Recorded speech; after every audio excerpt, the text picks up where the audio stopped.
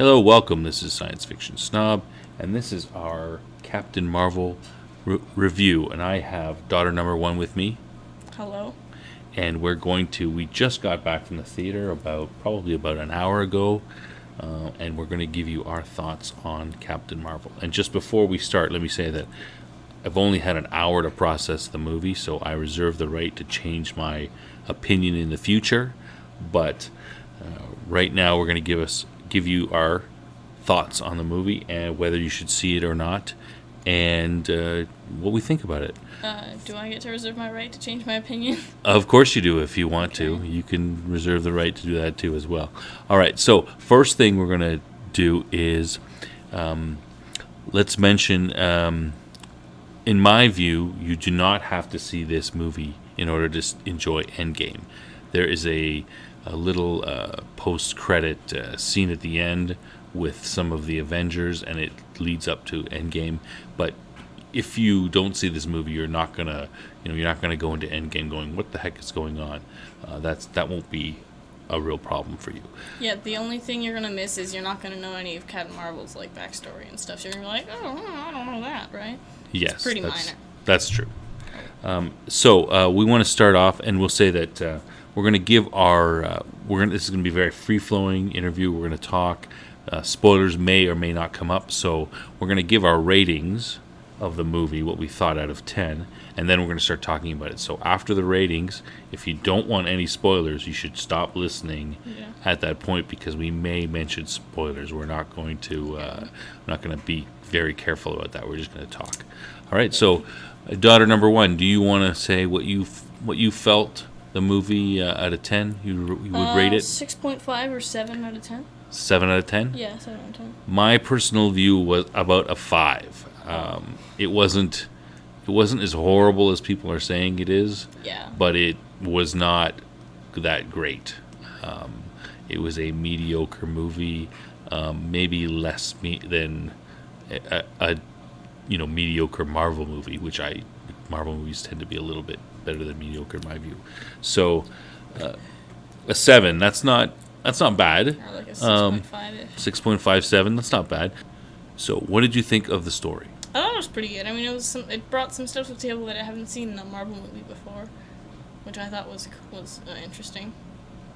Such as? Once again, they just kind of throw you in there, and the bad guys become the good guys, and the character really does change motives. So I think that's cool. And the fact that they have a fragmented origin story where she knows a little bit about it, and then they get a whole bunch, and near the end, that's cool. At least you wondering. Yeah, so they feed the origin story to you in pieces, as a flashback, and that is sort of the major spoiler of the movie, is that the good guys are the bad guys and the bad guys are the good guys, which isn't it isn't something that it's unusual, but it's not something that they do in a Marvel movie usually. Yeah. But it's there. So, anything else about the story that you? Oh yeah, Ronan from the first Guardians of the Galaxy is in there, which is cool. I Yeah. kind of expected him to give more of how he became the bad guy he was in Guardians of the Galaxy, but hey, he's there. It's cool. And what else was there? Oh yeah, it's kind of like a prequel to the entire Marvel universe, which is cool, and it does answer some questions like how Nick Fury got his eye patch. Yes. And why the Avengers Initiative is called the Avengers Initiative. Yes. They have that in a post-credit scene. It's nice. Yeah. So you liked the story then? You thought it was a good story? I liked it. Okay. Now what about let's take the main character. What about the character of Captain Marvel? What do you think about her? I think she's a dynamic character. That's important. She just kind of changed motives from the beginning to the end. And I like her. I think she's a likable character, which is important for the main character. Now remember, this movie is basically aimed at girls, and they promoted it a lot by aiming it at young girls, saying she's a character for young girls to aspire to be. Do you feel inspired? Yeah, kind of. I mean, I don't really want to shoot fire on my hands, but yeah. Mm-hmm. So what about all the other characters in the movie? Samuel L. Jackson was great, actually. You thought he was great? He was great. And I know other people said this, but the cat was just kind of a funny comedic character. Yeah. Cat named Goose. What about her friend, Friend. Rambeau? I mean, it's cool for her to have like a friend that's like a motivator. Rather than that, whatever. She kind of gets introduced a bit too late in the story for me to actually care. Like for them to have a really good bonding moment, because there's already a bunch of other characters and they already have kind of a set goal. So it's. Yeah, she mainly bonds with Nick Fury during the movie, right? Best They spend part. a lot of time together. What about the villains? I think, well, since they do kind of change around a lot, I think the villains are cool. It's the Skrull, right? Yeah, that's their name. I think they're cool because they're shapeshifters, right? So you're always trying to figure out, oh, is that person like a Skrull or something? I think that part in the train is really cool, like, actually, because you're like, oh my god, she's like scope. I think it's kind of weird because it's just oddly quiet, but at the same time, she's trying to scope out who could be an evil bad guy. Mm-hmm. It's cool, and it really does make for some cool twists. You're like, oh, that guy with the glasses is like a villain. Mm-hmm. It's cool. So, well, we started talking about that. So let's talk about the train. Let's talk about the action That part scenes. was So start out awesome. with the train. What did you think of that I action like scene? it. I think it was cool. I like some of the shots they did where they go from the fights in the train to like Samuel L. Jackson in the car, like driving, and then they cut back to it, so it kind of shows you more like, okay, this is what it looks like on a bigger scale, kind of thing. Mm-hmm. It really helps keep you not just be like, okay, here's a bunch of mindless action for 5 minutes. It's mindless action with like a little 5-second break for you to like, process what happened, which is cool. And I think once again, the part where she like punched the old lady and stuff, she was trying to figure out who's like the bad guy was, interesting. And I didn't know it would be the old lady. That was the least suspecting person on the train, actually. Well, we kind of knew that from the trailers. Yeah. We saw that. I in was the just like, trailers. she just punched an old lady. Yeah. I always wondered about that from the trailers, actually. Like, how are they going to fit that to the story? Yeah. But they did. Yeah. The train action sequence was Good. adequately done. It was some action and some back and forth. Other action scenes.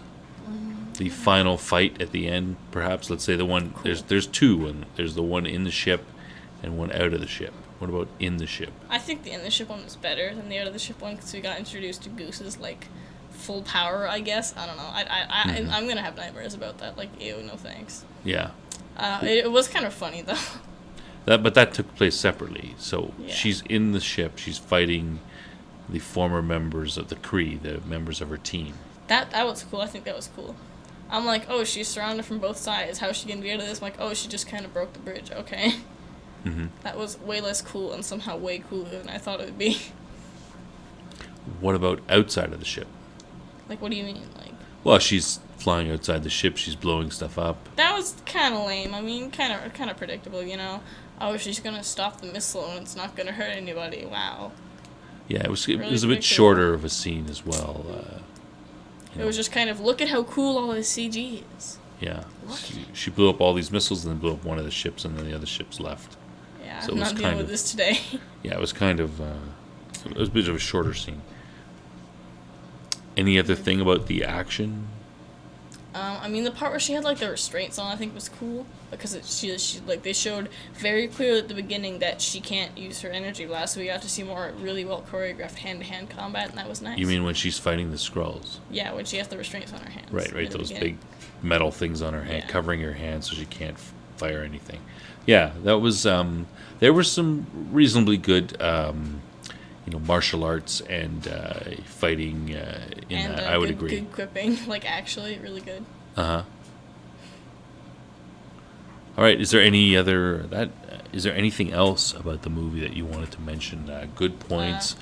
What about weak points that things you didn't like about it? Well, obviously the CG is really good, but like you've probably all seen that from the trailers. Let's be real. And I think it was a lot better than I expected. I mean, I kind of came in like it might be like mediocre, but I came out like, yeah, it's good Marvel movie. Probably a bit better than like Guardians of the Galaxy 2, I'd say. Yeah. Weak points. Some of it is kind of predictable, like a bit. Like what? Like kind of near the end of it, I remember distinctly like predicting what was gonna happen. Like, oh, okay, she's gonna like shoot, like I don't know. But yeah, that person's gonna be like the Skrull in disguise or something. But yeah. Yeah, there was a lot of disguised Skrulls, and by the end, it became. But the part when Samuel Jackson, the guy in his car, was a Skrull, I think that was the coolest part. I'm like, oh, okay. Mm-hmm. I'm like, okay, that really shows that they're just gonna put those things anywhere, right? Right. I mean, I like most of the jokes, especially the ones from Samuel L. Jackson. Those jokes were great. Mm-hmm. Like, they actually made me laugh. You like you thought the humor was good. All right. Anything else you wanted to add? Oh, no, not really. That's it? Yeah. Okay, well, there you have it, folks. You have the thoughts on the movie from the target audience. It's not for you, it's for young girls. So there you have your the Some target kid. audience thought about the movie. Daughter number We're one. we're going to I'm going to give you my thoughts right after this as well. All right, so hang on and we'll be right back. I'm back, and now we'll just get my thoughts, the non-target audience thoughts on the Captain Marvel movie. First of all, let me rate it amongst the other Marvel type movies. So I put it at the bottom. It was just a bit bland, a bit boring. I think I would rate it slightly above the Ang Lee Hulk movie. I remember watching that movie and just thinking to myself, oh, when the Hulk is jumping around, I'm just bored, falling asleep in the theater and just going, what the hell, get this over with. Now, I didn't quite have that thought when I'm watching Captain Marvel, but near the end of the film, the last half or so, it was kind of like, okay, I can see where this is going. How long is it going to take them to get there? And I'm not going to be surprised. It's predictable. So kind of bland and boring there. Not as bad as Ang Lee's Hulk, but just above that. As I said in the first part, I gave it about a 5 out of 10. So let's talk a bit about the story. The story is fairly predictable. There is the one twist, which is the bad guys are the good guys and the good guys are the bad guys. It's not really that hard to see coming.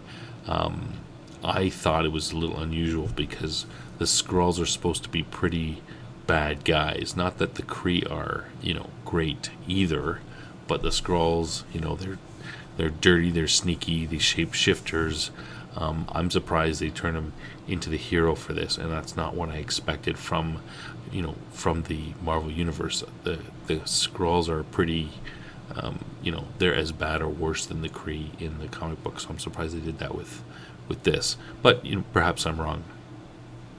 So the story is pretty basic. There is that little twist, but there's not many other surprises, and the last half gets a little bit slow and plotting. Let's talk about Brie Larson's acting. I don't think that she was a good choice for this movie. It wasn't as bad as I thought it would be, but she seems to have only, I don't know if it's her or the directing, I'm not sure what it is. She has only seems to have two expressions.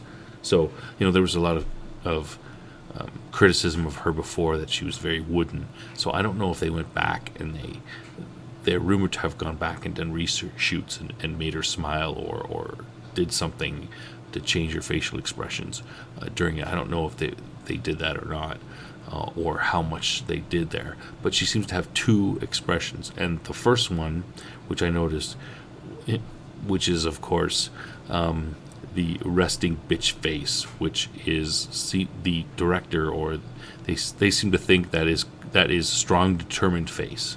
So she has that face, about half the movie.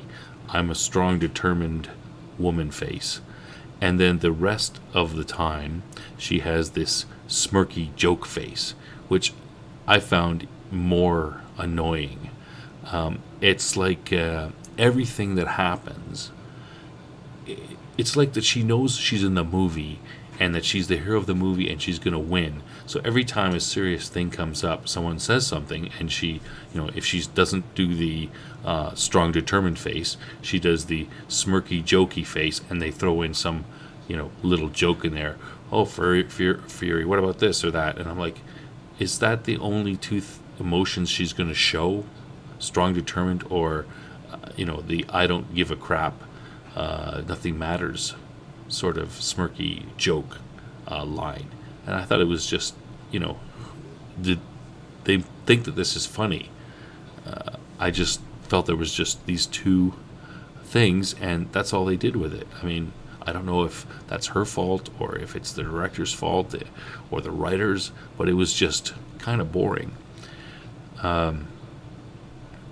The Fury, Samuel L. Jackson was he was mostly ineffective during the movie.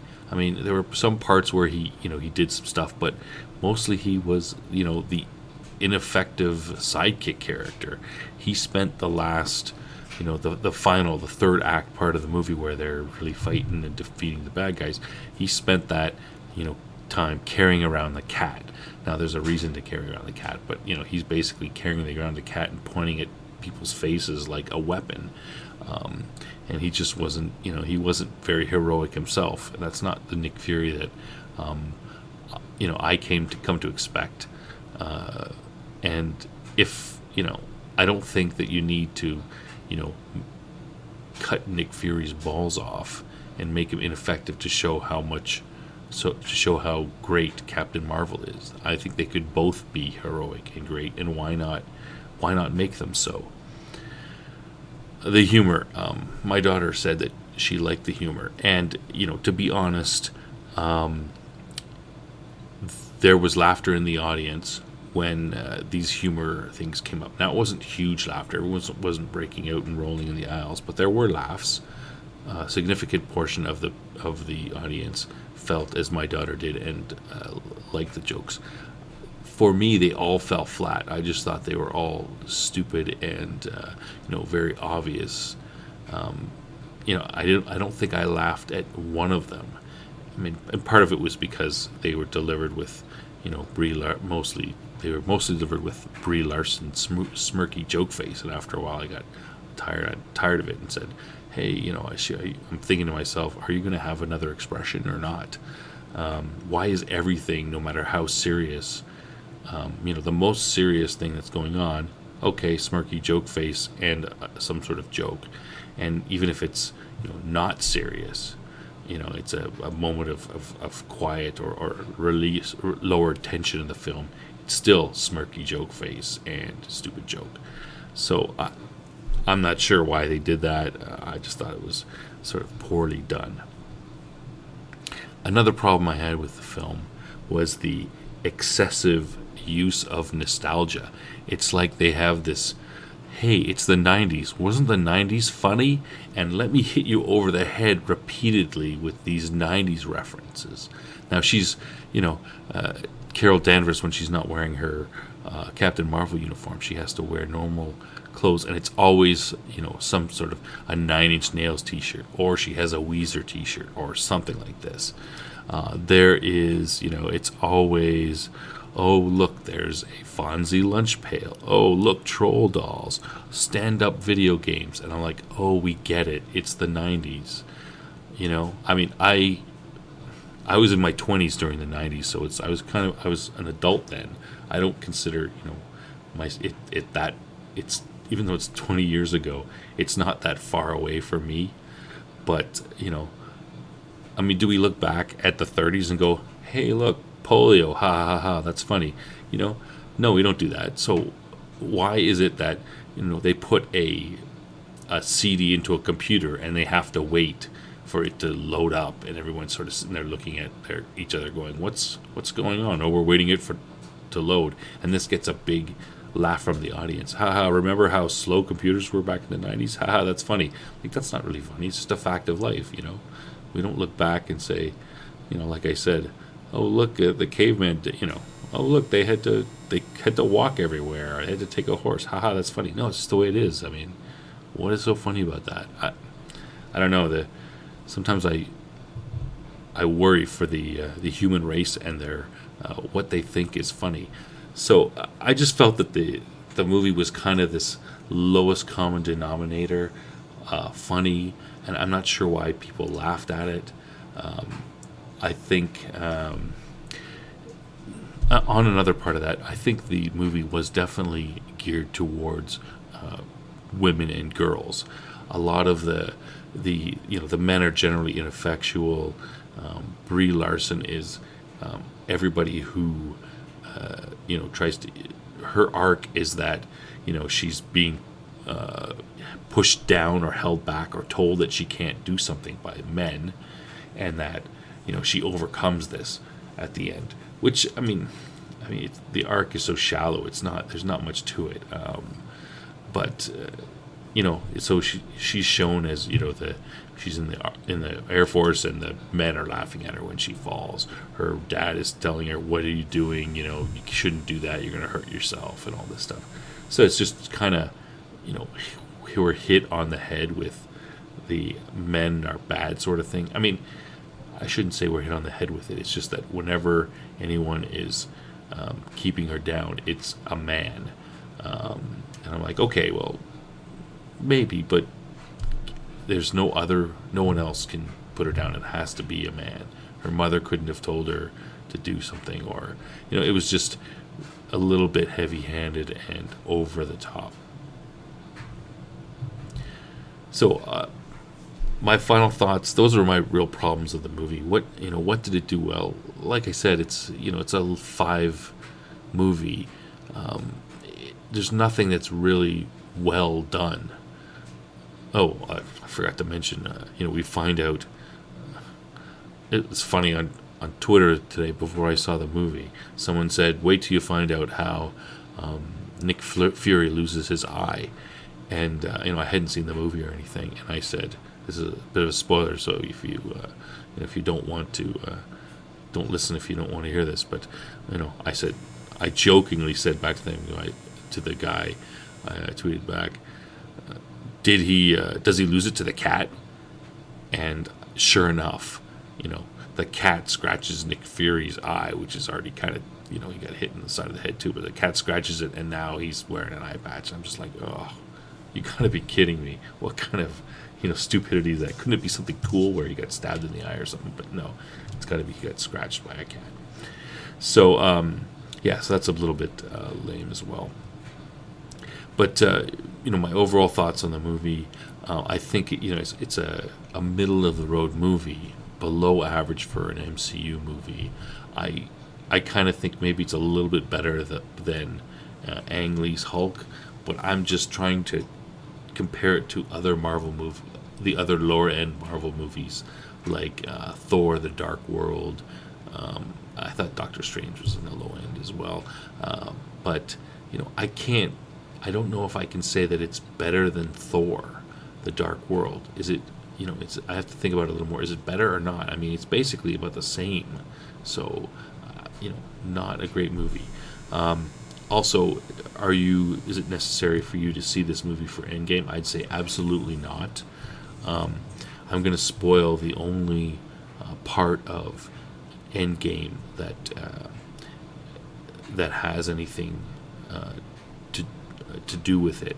So there's 2 scenes of 2 end credit scenes, one immediately after, which is the important one, and then another sort of fun to watch, jokey one afterwards with the cat.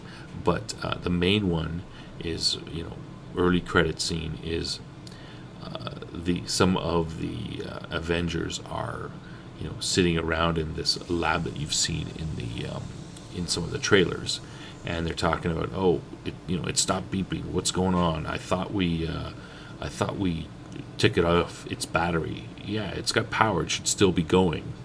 And then they look, and it's the pager that Nick Fury had at the end of Avengers Infinity War, and they're all looking at it, and then all of a sudden Captain Marvel appears behind them and says, "Where's Fury?" And that's the end part. So we know that Captain Marvel is going to arrive at some point. I would say probably right at the beginning of Avengers Endgame.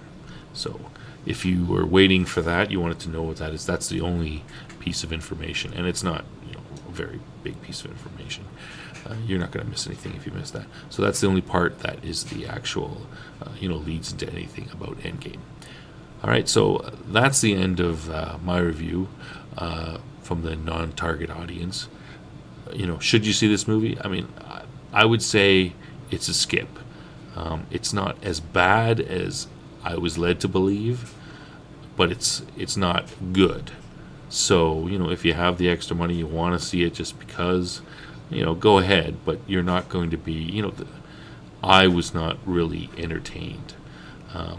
My daughter liked it and, seemed to like it.